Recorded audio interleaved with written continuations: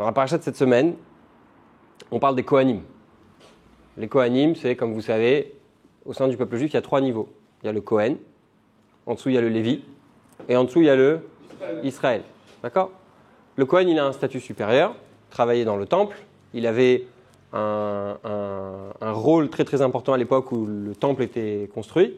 Aujourd'hui, on n'a plus de temple, mais on a quand même gardé une certaine priorité pour le Kohen, dans le fait qu'on le fait monter à la Torah en premier, qu'à chaque fois qu'il y a quelque chose où on doit donner une première place à quelqu'un, de façon générale, c'est le Kohen. Et le premier mot de la paracha, un des premiers mots de la paracha, le nom de cette paracha, c'est Emor. Emor, ça veut dire en hébreu « parle ». Qu'est-ce que ça veut dire « parle » ? De quoi on parle ? De quoi il s'agit ? Au début de la paracha, on parle de toutes les interdictions qu'un Kohen il a. Vous savez qu'un Kohen, il n'a pas le droit d'aller à un enterrement. Il n'a même pas le droit d'être en présence d'un mort. Et au début de la paracha, on nous dit, voilà, sache, le Kohen, il a le droit de se rendre impur que pour quelques personnes. Son père, sa mère, sa sœur qui n'est pas encore mariée, et pour ses enfants. Mais c'est vraiment très, très, très, très limité. Et pourquoi est-ce qu'on commence par le mot « émor » qui veut dire « parler » ? Parce que ça ne concerne pas seulement les Kohanim adultes, ça concerne aussi les enfants. Et donc les parents ont la responsabilité sur leurs enfants de leur dire. Ça c'est le nom de la paracha. Il y a un Rashi qui dit « émor » de faire attention que les enfants soient prévenus par les parents. Les parents doivent parler à leurs enfants et leur expliquer l'importance de ne pas se rendre impur, pour les morts. D'accord ? Ensuite, on a la Haftara. Alors, je ne sais pas si on vous a déjà expliqué le principe de la Haftara. Chaque semaine, on lit la Torah et celui qui monte à la 8e place, il y a 7 montées. D'accord ? Après la 7e montée, on fait Kaddish. Et après, il y a quelqu'un qui monte à la Torah. On relit un morceau qu'on a déjà lu. Et après, il sort un livre. On ne lit plus dans la Torah. On fait la Hagbaha, etc. Dépendant de la coutume dans les synagogues.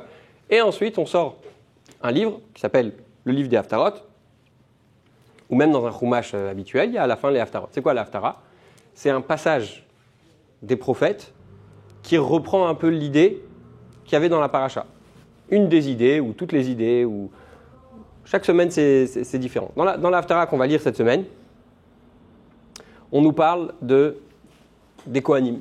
Et on dit que les Kohanim, ils n'avaient pas seulement une responsabilité envers leurs enfants, de leur enseigner, mais ils avaient une responsabilité envers tout le peuple juif. Et c'est très intéressant, parce que quand on imagine les Kohanim à l'époque, tout le monde a dit, à quoi ça sert un Kohen ? C'est quelqu'un qui sert dans le temple.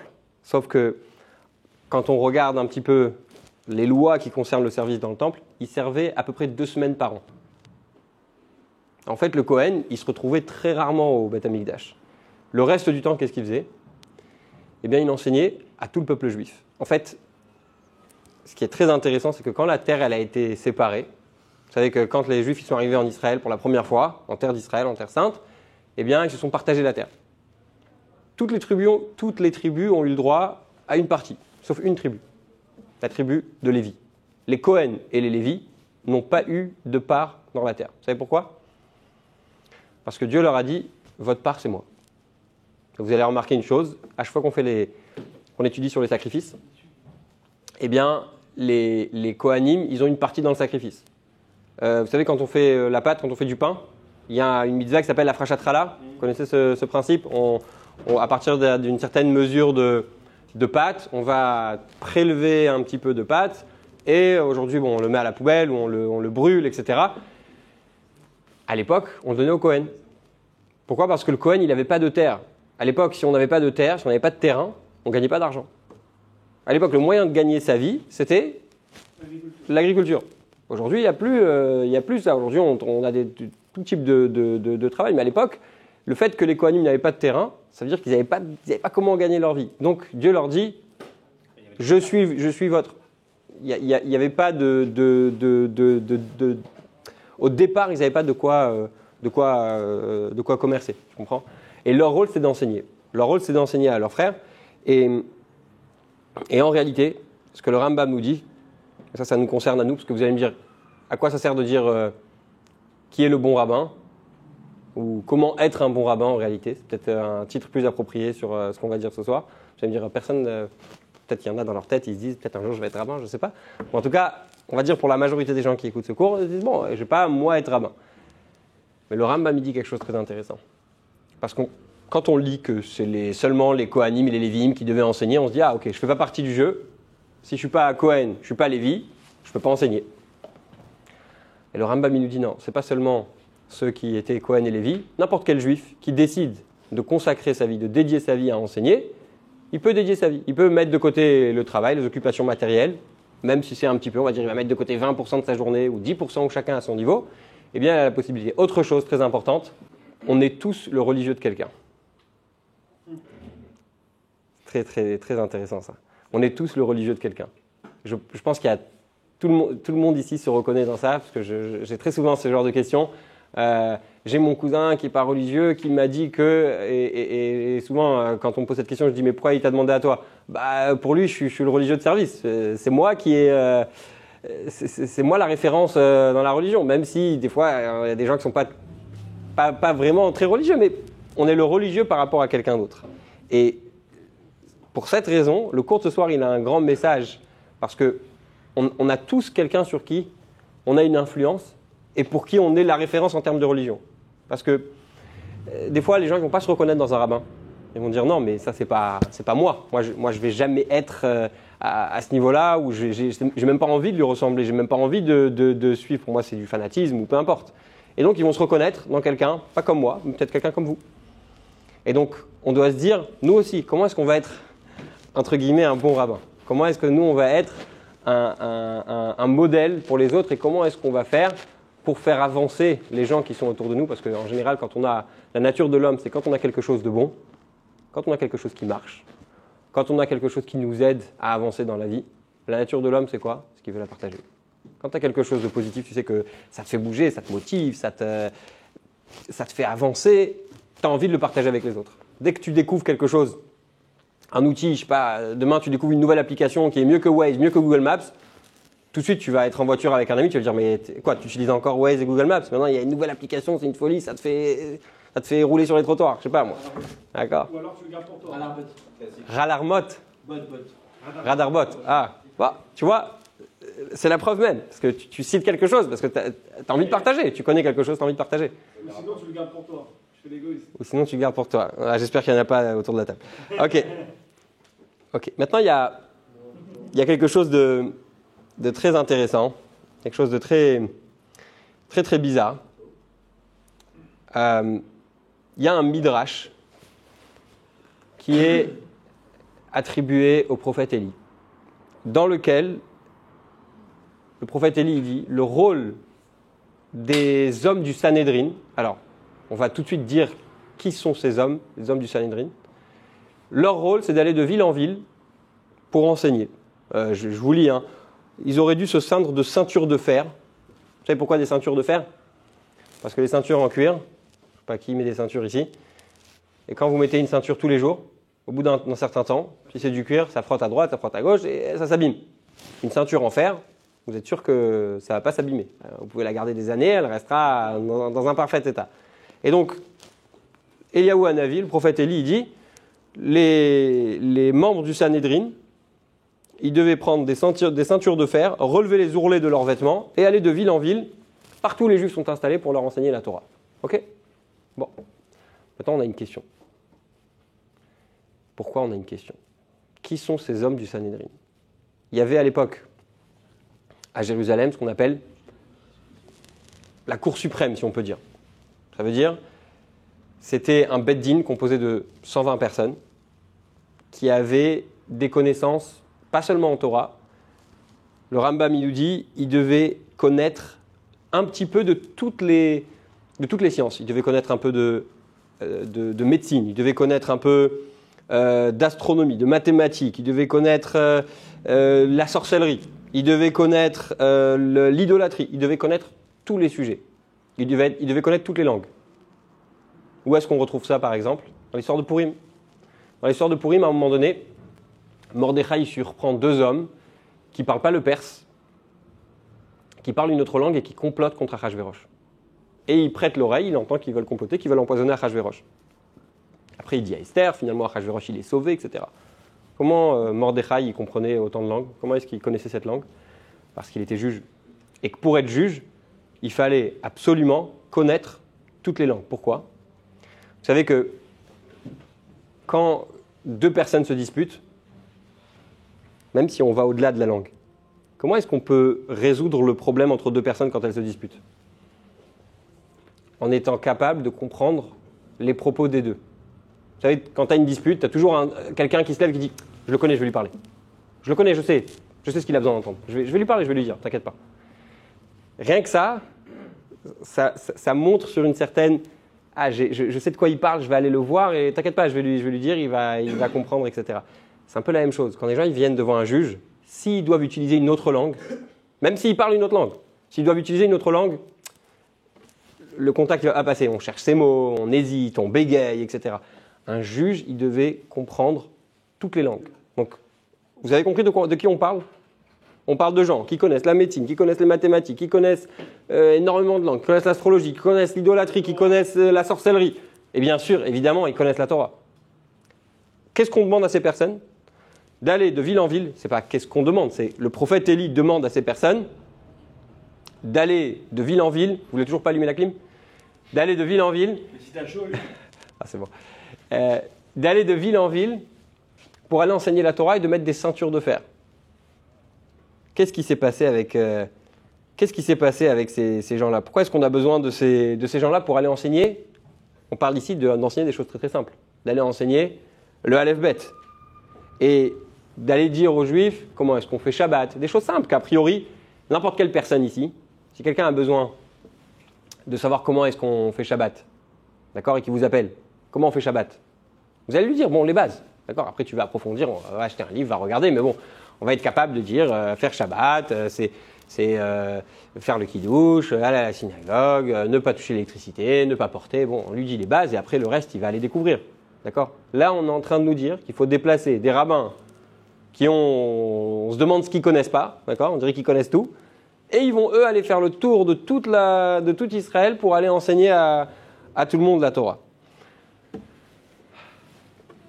Pour répondre à cette question, il faut raconter une histoire terrible.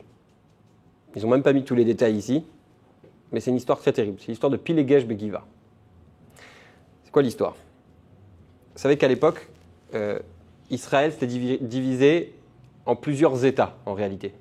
C'était les États-Unis d'Israël, si on peut dire. D'accord? Il y avait les 12 tribus. Chaque tribu, elle avait un territoire. D'accord? Et il y avait un roi qui était responsable de toutes ces tribus. Mais avant qu'il y ait un roi, chaque tribu, elle était indépendante. Il n'y avait pas de pouvoir centralisé. Et à cette époque-là, il y a un homme qui est venu, qui était un Lévi, qui habitait dans la montagne d'Éphraïm, et il avait une concubine. Alors c'est quoi une concubine? À l'époque, il y avait ça. Aujourd'hui, on fait plus ce genre de choses. Mais à l'époque, c'était possible de se marier avec une femme sans mariage. Ça veut dire, on se mariait, mais on n'est pas engagé comme le mariage. Qu'est-ce que ça implique, le mariage? Dans la halakha, par exemple, vous savez qu'est-ce qu'on signe le jour du mariage? Ketouba. C'est quoi la ketouba? Quelqu'un sait? La ketouba? Hein? C'est un acte de mariage? C'est un engagement. Ça veut dire quoi que c'est un acte de mariage? C'est un contrat. C'est un engagement du mari envers sa femme. Pourquoi je dis que c'est pourquoi c'est différent d'un acte de mariage? Écoutez. Pourquoi non, c'est pas réciproque. Non. La ketouba ne concerne que les engagements du mari envers sa femme et pas vice versa. Et pas vice versa. Le fait de donner l'anneau sous la choupa, quand on donne l'anneau, oui, vous connaissez le moment, vous avez déjà été à un mariage juif, Areat, Mekudesh Etli, Betabadzu, le mari, le khatan, il dit à la kala, tu es sanctifié à moi par cette bague, comme la religion de Moshe d'Israël. Vous connaissez ça, oui? À ce moment-là, c'est ça le mariage. Plus tard, les rabbins, ils ont rajouté la ketouba. Pourquoi la ketouba? Parce qu'ils ne voulaient pas que les gens ils divorcent trop vite. Donc ils ont rajouté une obligation pour le mari de donner à sa femme, en cas de divorce ou de décès, une somme d'argent. Donc dans chaque ketouba, en réalité, c'est une somme d'argent qui est promise à la femme en cas de divorce. Donc lui, l'homme, le jour où il veut divorcer, il ne divorce pas aussi facilement. À l'époque, il y avait aussi le système de Pilegesh. C'est quoi Pilegesh? C'est une femme qui est mariée mais qui n'a aucun droit en fait. Alors pourquoi est-ce qu'elle accepte de faire ça? À l'époque, les choses elles étaient différentes. Certainement qu'il y avait des avantages, le fait qu'elle... Il y a des fois des gens qui n'avaient pas où dormir, qui n'avaient pas de maison, qui n'avaient pas... Bon, peut-être que les gens ne voulaient pas s'engager, etc. Donc à l'époque, ça existait. Donc cet homme, il arrive dans le territoire de Binyamin. Et là-bas, il arrive au centre-ville, personne ne l'accueille, personne ne lui propose un endroit où dormir.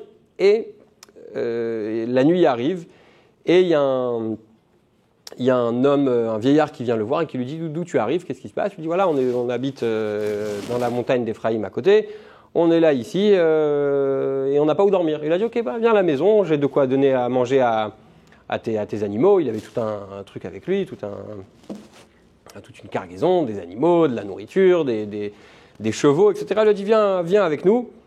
Et il l'a amené avec lui et ils ont commencé à manger. Maintenant, il y a quelque chose de terrible qui s'est passé. C'est qu'il y a un groupe de brigands qui ont attaqué l'homme. Ça ressemble un peu à l'histoire de Sodome. Vous vous rappelez l'histoire de Sodome? Avec Lot, tout au début de la Torah. Le géant? Non. Lot, c'est le neveu d'Abraham. C'est le neveu d'Abraham et il habitait dans une ville qui s'appelle Sodome. Et là-bas, c'était une ville très très dure. Bref. Et là, il y a une équipe de brigands qui débarquent dans la maison du vieillard, qui capturent la femme. Ils l'ont violée toute la nuit, tour à tour, à tel point qu'elle en est morte. À tel point qu'elle en est morte. Le matin, quand son concubin, a vu ce qui s'était passé, on raconte qu'il a pris le corps de sa femme, il l'a ramené chez lui. C'est horrible, mais il l'a coupé en 12 morceaux, ou 11 morceaux, et il l'a envoyé à chaque tribu. Et il leur a dit, voilà ce dont la tribu de Binyamin est capable. Quand il y a eu ça fait un scandale pas possible. Tous les autres chefs de tribus se sont rassemblés et sont arrivés devant je sais pas, j'imagine il y avait une muraille autour de la tribu de Binyamin. Ils ont dit, écoutez, soit vous nous livrez les hommes qui ont fait ça, soit on vous déclare la guerre. Tout ça, c'est entre tribus au sein même du peuple juif. Qu'est-ce qu'ils ont répondu Binyamin? On ne veut pas. Pourquoi? Parce qu'ils voulaient le juger eux-mêmes. C'est normal. Tu as un brigand dans ton peuple, tu as envie de le juger toi-même. C'est un peu une honte de devoir le livrer à quelqu'un d'autre. C'était une grande pression, etc. Donc, à cause de ça, ça a commencé à... Il y a eu des escalades, c'est un mot qu'on entend beaucoup aujourd'hui, et la guerre a commencé. On dit qu'ils étaient plusieurs... Les 11 tribus contre la tribu de Binyamin étaient une centaine de milliers d'hommes, plusieurs centaines de milliers d'hommes. Et du côté de Binyamin, ils n'étaient pas beaucoup. Et malheureusement, ça a fait des dizaines de milliers de morts, toute cette histoire.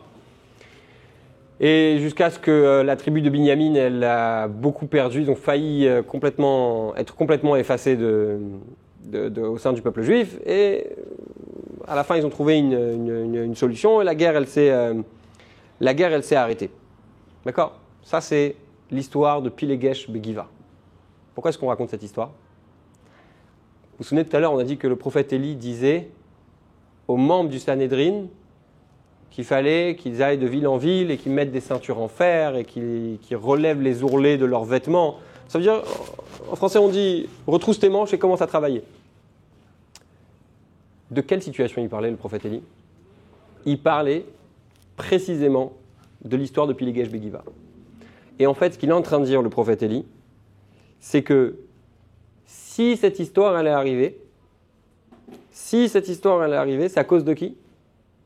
C'est à cause des rabbins. C'est à cause des membres du Sanhédrin qui n'ont pas fait leur travail. Vous vous rendez compte de ce qu'on est en train de dire ici?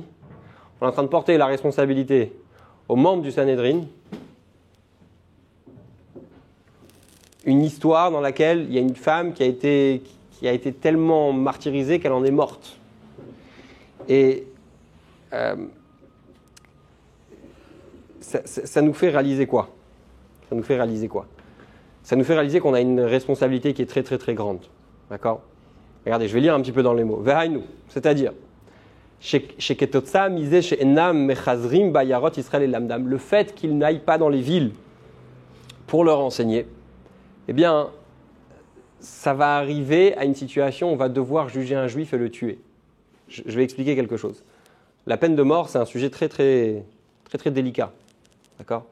Et quand on regarde dans la Torah et on voit qu'il y a plein de choses sur lesquelles on est condamné à mort, d'accord ? On se dit, oulala, mais c'est grave. Comment est-ce qu'on peut condamner à mort pour des choses, a priori, pas tellement graves, d'accord ?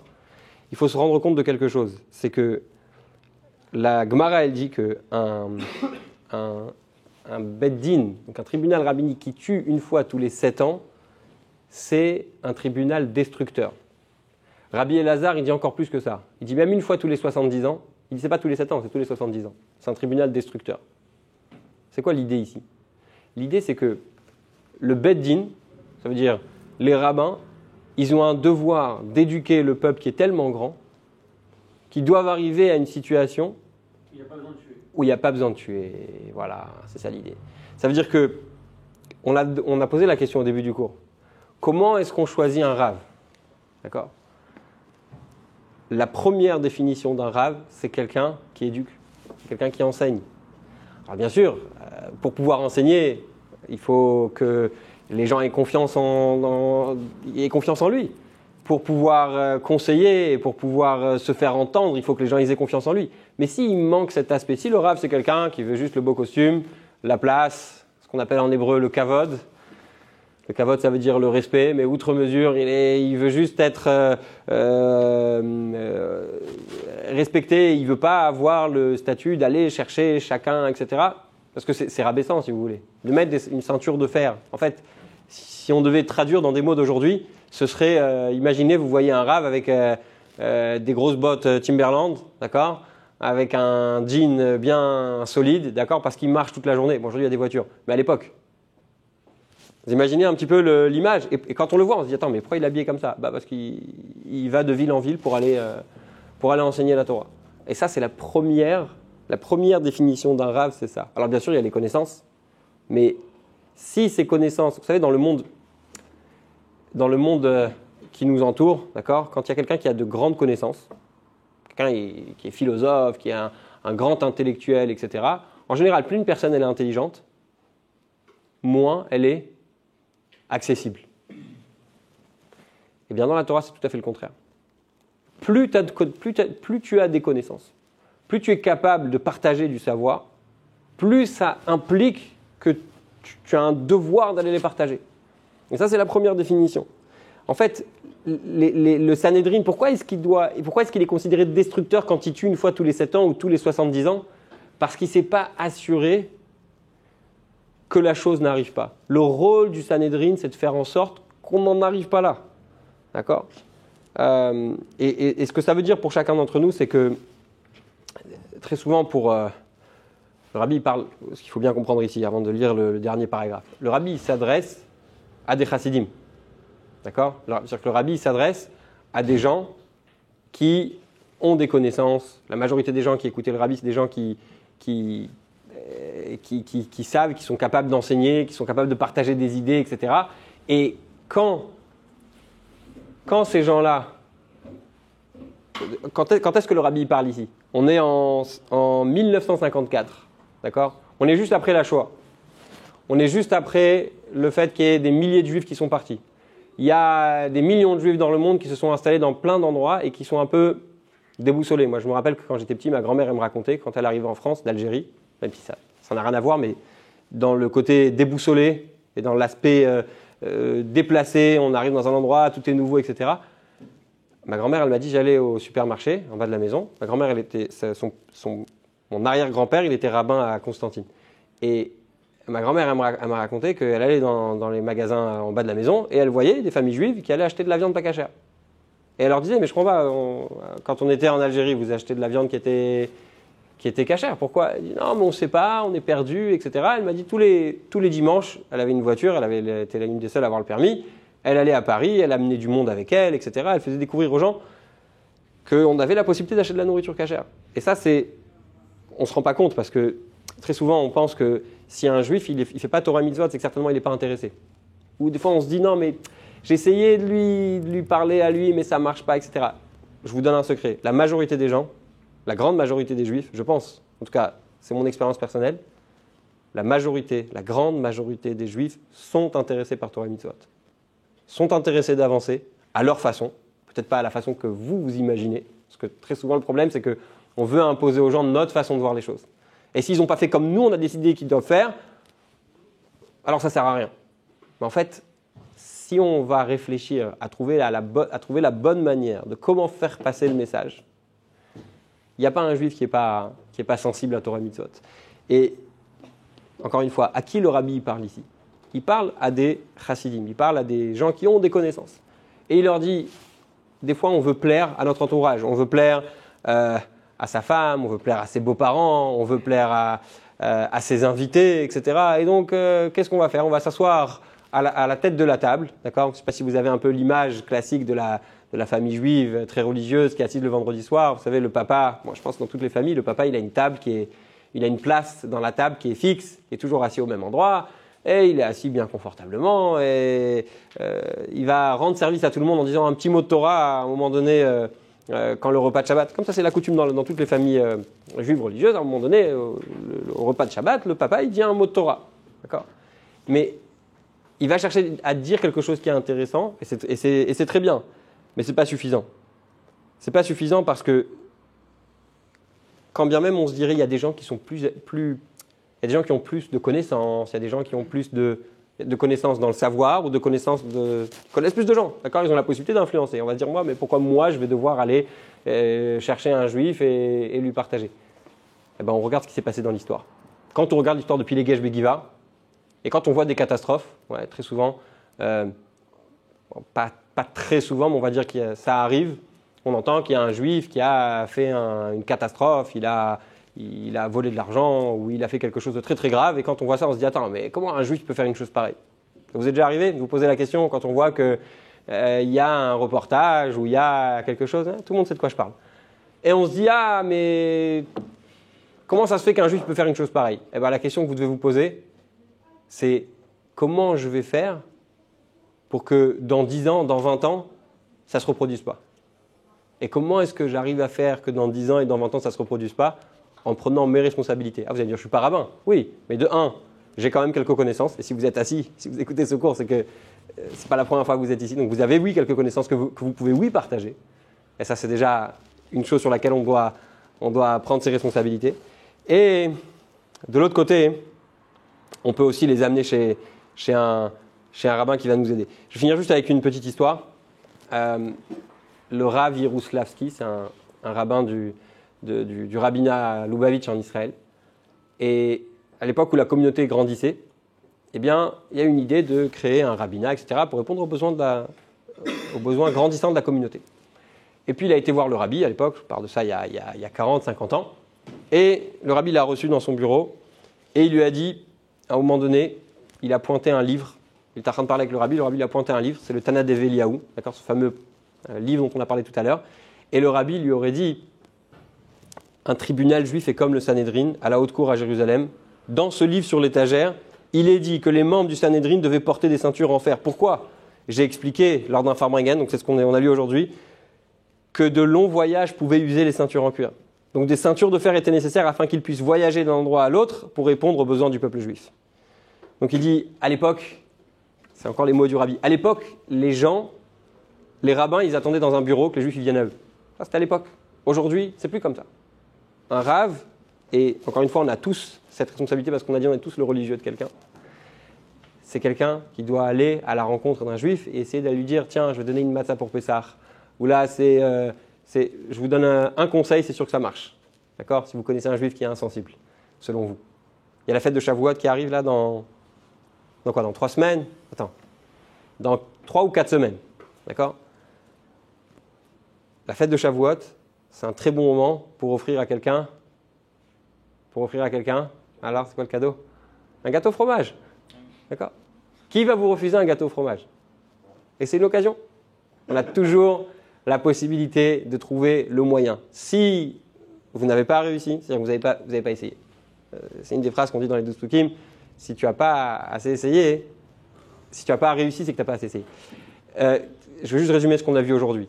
On a parlé des Kohanim, on a dit que les Kohanim, ils n'avaient pas seulement une responsabilité sur leurs enfants, ils avaient aussi une responsabilité sur tout le peuple juif, et qu'ils étaient disséminés à travers toute la terre, dans des villes, ils n'avaient pas de leur propre terrain, parce qu'ils avaient justement le devoir d'enseigner aux autres. Ensuite, on a parlé de la responsabilité des rabbins, c'est notre question de base, comment est-ce qu'on doit considérer un rabbin? On a raconté l'histoire de Pilegesh Begiva, d'accord, cette fameuse femme qui a été violée, qui en est morte. On a vu que le prophète Élie disait au Sanhédrin que c'était de leur faute, parce qu'ils n'avaient pas fait ce qu'il fallait. Et ensuite, on a tiré un enseignement pour chacun de nous, qui est qu'on a le devoir d'aller rapprocher un juif.